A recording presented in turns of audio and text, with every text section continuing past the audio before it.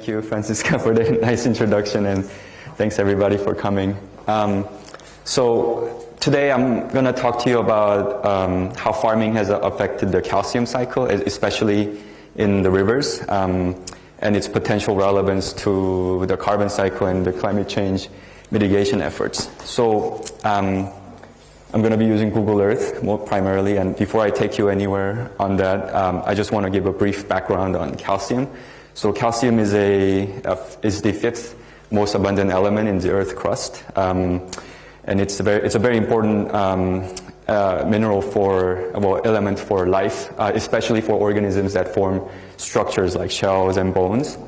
And it is a metal, but in nature you don't find it in its pure metallic form. Instead, you find it as a constituent of most commonly limestone. So limestone is a very common rock on Earth.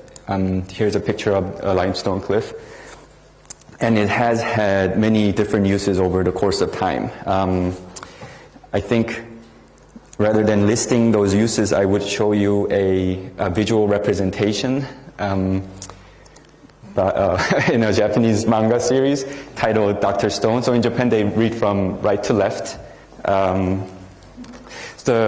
The characters find themselves in a post-apocalyptic world where the technology has been completely wiped out, so they have to make do with what they know. And the protagonist here is it's off. Sorry. The protagonist here is a scientist, so it's obviously my favorite manga. And he's basically telling the other survivors that calcium carbonate or limestone is an even more useful material than iron. So he lists three uses. One is the agriculture to increase crop productivity. The second is construction.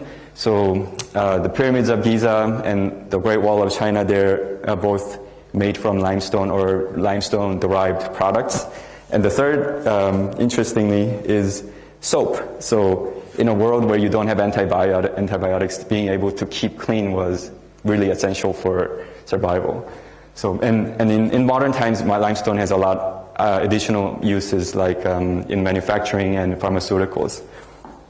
But why do I care about this limestone and specifically calcium in the rivers? So I'm going to come clean with my motives here, because my interest in calcium actually started with my research into the carbon cycle. So I'm going to be using calcium as a proxy for how carbon moves between land and water. And the reason I can do that is because the calcium and carbon are linked through limestone. So this is the chemical formula for limestone. You can see chemical symbol for calcium. There's carbon. And given that life on Earth is all carbon-based, it's no coincidence that a rock that has both of these elements in it played important geological, biological, and historical roles. So let's go. So my project is looking at several watersheds in the western half of the Mississippi River Basin in the U.S. But I'll be focusing today on this smaller watershed. The name of the river here is North Canadian River. It's a little confusing because Canada is way up here, so just disregard that the name for the talk. But the area is roughly the size of Belgium, and I'll explain to you guys why I chose to study this particular area later. But just to give you an overview, I'll start the talk in the ocean, where limestones are formed, and then we'll move on to the mountains, and we'll just roughly trace the path of the river. All right, so let's go to the sea. Let's go to the ocean. So calcium is very soluble in water, and it's also one of the most common ions in the seawater. So it was likely present in the primordial soup before the evolution of life. And as I mentioned, it's used by many organisms, but in the marine environment, it's particularly used a lot by shell-forming organisms. And in fact, this is how limestones are formed, is when organisms die, their shells make their way to the bottom of the ocean and pile up and get buried by other shells and other sediments. And the pressure from all these above sediments turn them into stones. And you can actually see some examples of this. And so here's a limestone that still, you can see the outlines of the shells that make it. All right. And there are a few pathways that this limestone can make its way onto land. And I brought you here because not only are the mountains where rivers basically start, but the mountain building activities of the earth are really what brings the limestones back from the ocean back to land. So those can be seen here in this diagram, where first you have volcanic eruptions, so they can release calcium-rich rocks or minerals onto land, or you can have tectonic uplift, so basically, really mountain building. They can bring the limestones back up. But this isn't the geologic timescales. In the decadal timescales that I'm interested in, the primary pathway for calcium to end up on land is from rain. So the waves in the ocean will form salt sprays, which are like aerosolized particles of the seawater, and they will form clouds, and they move over land, and then they will dump the seawater basically onto land. And this rain also will weather the mountain, so they, as they fall, they erode the mountain. They carry a lot of sediments out, and as the water flows downward, it gets more and more enriched in these minerals.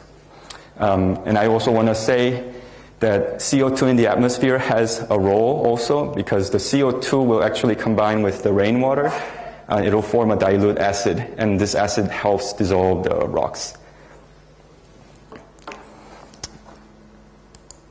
All right, so move on to the more drier valleys or drier landscapes. So you can already see that this landscape is much less green than the mountains. So there's not a lot of plant biomass in these systems. So there's not a lot of uptake of calcium by the vegetation here. Instead, what is really the sink for the calcium that comes to this landscape is the formation of calcium carbonate in the soil. So if we were to dig a soil pit in this landscape, you might see a soil profile that looks like something like this. So you have very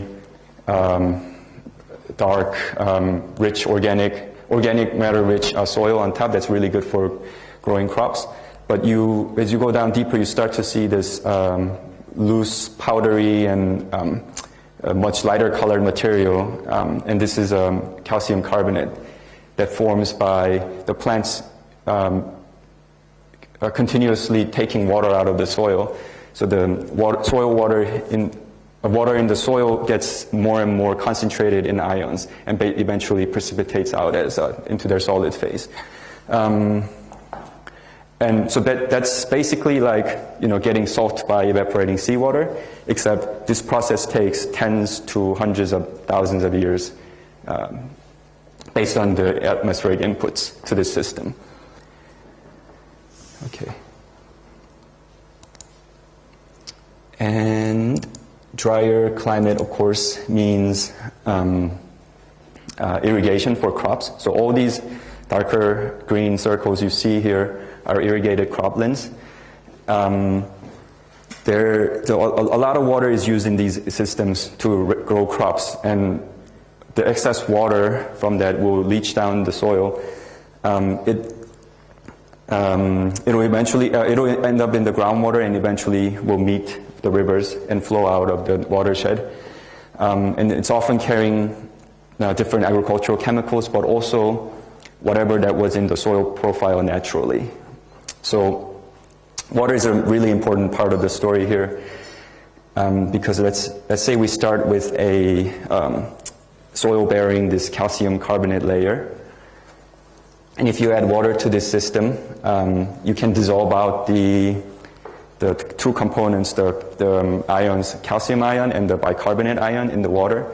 So it's in solution, so it's dissolved.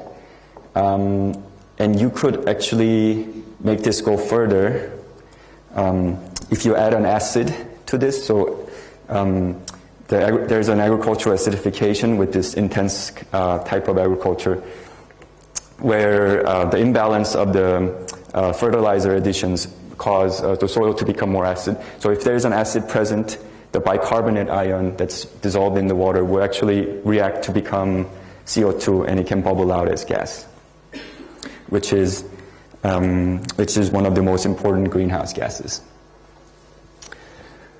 And the fate of this carbon is really particularly interesting to me, because most scientists have, when they talk about climate change mitigation strategies, they've talked about, they really focused on the organic carbon. So that's the vegetation and the organic matter in the soil. So this is how most of the diagrams of carbon cycle looks like. They're talking about these the two pools and the fluxes between these pools and the atmosphere and the ocean. And this emphasis comes partly from the fact that the soil calcium carbonate, which is inorganic carbon as opposed to the vegetation or the organic matter in the soil, the calcium carbonate is thought to be very stable, and as I mentioned, takes a long time to form. So the idea is that it wouldn't, because of those reasons, it wouldn't be able to contribute much to either climate change or the mitigation efforts. So, but I thought, with this irrigated agriculture that brings a lot of water and also potentially acidification, if we were able to somehow lose this calcium carbon in the soil very quickly, maybe it's also, if we're able to lose it quickly, then it also means that we won't be able to restore it back to its natural levels very quickly. All right. So, and I just want to show you also here, in the area that we're looking at in the watershed, the irrigated agriculture really happened in the 1960s. So this is the proportion of the watershed that's irrigated. We're looking at from 1899 to 2012. Just before, or pretty much after 1970, the proportion of the watershed that's irrigated as a state leveled off at about 9%. So, sorry. All right. So, sorry. So the idea here was to really examine how that agricultural intensification affected the native calcium carbonate in the soil. So one straightforward way, or I thought was a straightforward way to do that, was to actually dig up the soil and see if there was a lot of carbonates under agriculture versus natural vegetation. So here is one of our 5 sites in the region where we took where we took 9 meter deep cores, soil cores, using this machine. And what we found was that indeed under agricultural plots there was less calcium carbonate compared to the natural vegetation.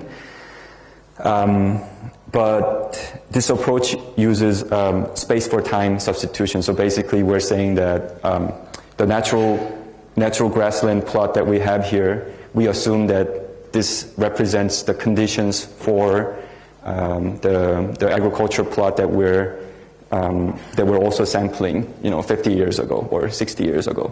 So obviously, I mean, we do our best to make sure that is really the case. But of course, when we're talking about 60 to 100 years ago, there isn't anything in the written, or there aren't often in records written that really makes us convinced be convinced 100% about that.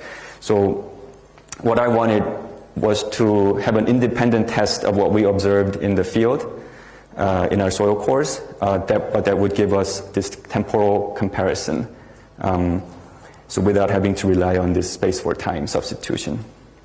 So the data set that I thought would give us or provide that independent test was the historical water chemistry data. So if the data set goes back far enough, then we could look at the amount of calcium that's leaving the watershed and compare that before the onset of irrigated agriculture, before 1960s versus after 1960s.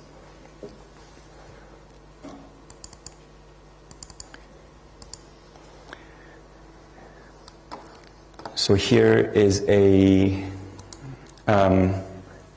monitoring location for this watershed. So I looked through the databases of the federal and state environmental agencies, and I chose all the sites that had long-term data. So what this would mean is that a U.S. Geological Survey employee would go here periodically, take a water sample, and send it to a lab to be analyzed for different chemical constituents.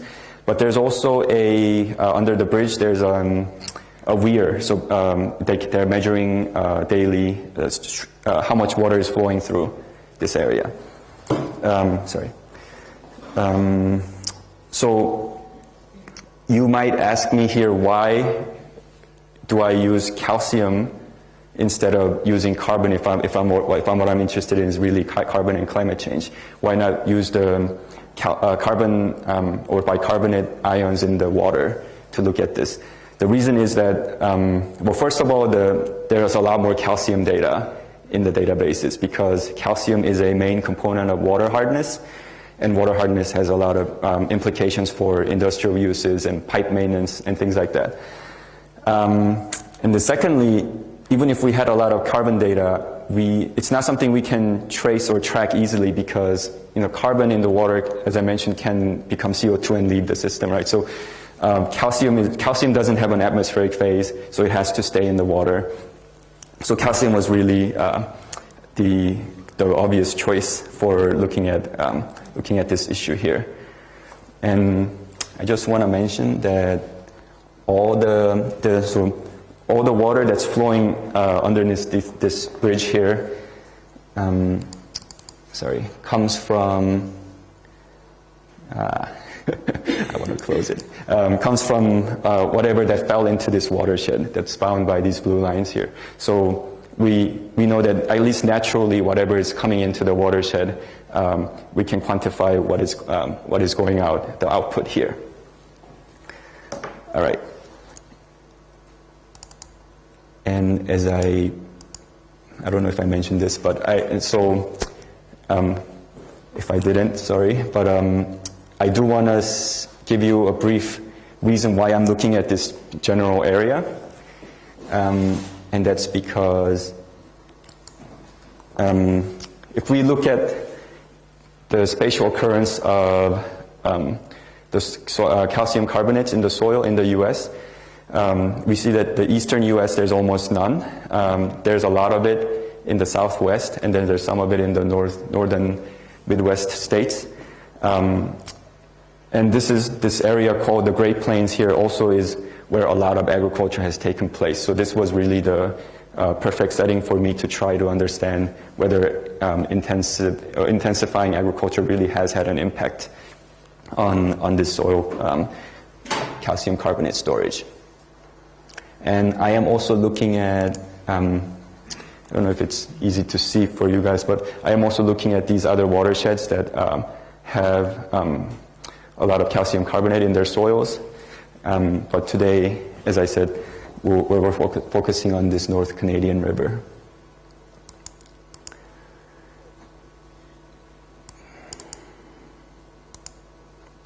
All right, so, oops. It's not showing. What I tried to do was try to reconstruct all the calcium inputs and outputs out of this watershed. And just to unify all the units, it'll all be in tons of calcium per day. So first of all, the calcium outputs from the watershed are what's leaving the water, what's leaving in the rivers, right? So it's the river chemistry data, and whatever the crops that are harvested and exported out of the watershed. And for the inputs, we have atmospheric deposition. There's also farmers putting crushed limestones on their fields to neutralize the acid from intensive fertilizer use I mentioned earlier. And also people consume calcium, right? So they bring calcium into the watershed by importing food. And then there's calcium also has uses in water treatment, but that I will save until the very end. All right. So, and I do want to mention the data sources for this. So as I mentioned, the river export of calcium data is, by combining stream flow data and river chemistry data that comes from different federal and state agencies. The crops are estimated from the U.S. Agricultural Census, which started in the 1840s, and somewhere along the line, the survey started to include all the crop types, well, not all, but most of the crop types amount that's harvested. So I use these amount that's harvested by county. So I use these values and multiply that by the average calcium content of the crops to estimate how much crops are being harvested. For atmospheric inputs, I'm using a monitoring network that started in the 70s across the U.S. to estimate these inputs. And the agricultural liming also is coming from the U.S. Agricultural Census. And for food, I could have looked at municipal, sewage discharge, but I haven't done that yet. And instead, what I did for this presentation is I assumed that roughly the same amount of calcium that people consume is also leaving their system. So I just multiplied the number of people in the watershed by the average American daily calcium intake. All right. So what are the numbers? So for the output, first of all,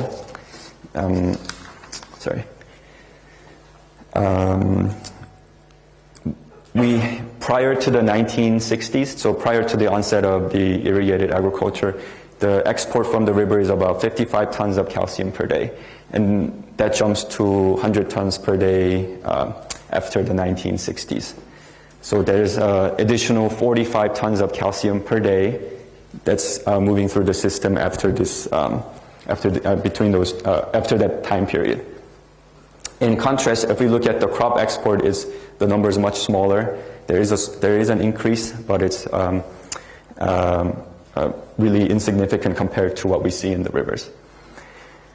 Okay, so the question for me now was, have the inputs changed enough to really account for this difference in the output? So here are the numbers for the inputs. First of all, as I mentioned, the monitoring network for the atmospheric deposition only started in earnest in the 70s. So this number, 22 tons per day, represents the entire monitoring period for that network.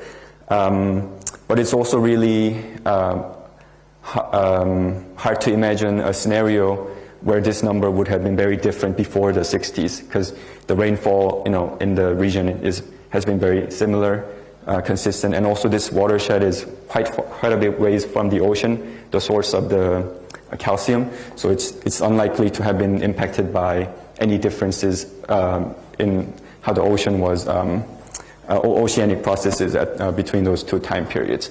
But even if we assume the most extreme case where we say, okay, maybe there was zero input before the 60s from the atmosphere, which is unrealistic. But even if we assume that this increase to 22 tons per day, that would be less than half of what the increase that we see in the rivers between the two time periods. Is that clear? Okay, some of you, yes. All right. And if we look at the other inputs, it's really much smaller. So the liming input has increased from 3 to 6 tons per day. The food input, as I said, it's just scaled by the population, so it's increased only from 0.5 to 1. So at least of the things that I've looked at so far, it really seems like the changes in inputs really cannot account for the extra 45 tons per day output. So I saved this water treatment for last because it's something I am not 100% sure, as you can see by the question mark. And this has to do with acid rain. Because government agencies at various levels have sprayed or put limestone, this is an aerial spray of limestone dust, into a lake. So the agencies have done this mostly during the 90s to combat the bad effects of acid rain, and mostly on fisheries. So for example, the U.S. Fish and Wildlife Services would do something similar to improve the habitat for for the fish that the recreational fishermen target, so like trout. But all the examples of this that I've found so far has been in the eastern U.S. because that's where the greatest effects of acid rain was seen. So these are just sulfate levels in rain, and the sulfate is the most important ion that causes acid rain by combining with water to form a sulfuric acid. And you can see that, that the effects of that has been mostly concentrated in the eastern U.S., where there was a lot of coal burning at the time.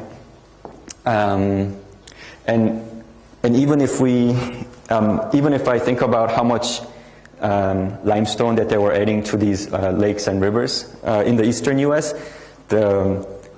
that would be really peanuts compared to the 45 additional tons per day export that we found in this watershed. So, right. So because I found this greater export of calcium between the two time periods, that's marked by the onset of irrigated agriculture, and having accounted for the temporal differences in the inputs as best as I can, I think it's likely that the source of this additional calcium is from the soil. And likely that means that the soil, calcium carbonate in the soil is dissolving from the increased weathering from the higher input of water from irrigated agriculture, and also the acidification. But this is our watershed here. It's still a long ways to where this river would eventually run into the Mississippi River, and also a long way from there to the mouth of the river, where it would be dumped into the ocean. So the eventual fate of carbon really depends on this journey that it makes and the conditions in the ocean. So that's something I'd like to work on another time. And thanks for your attention.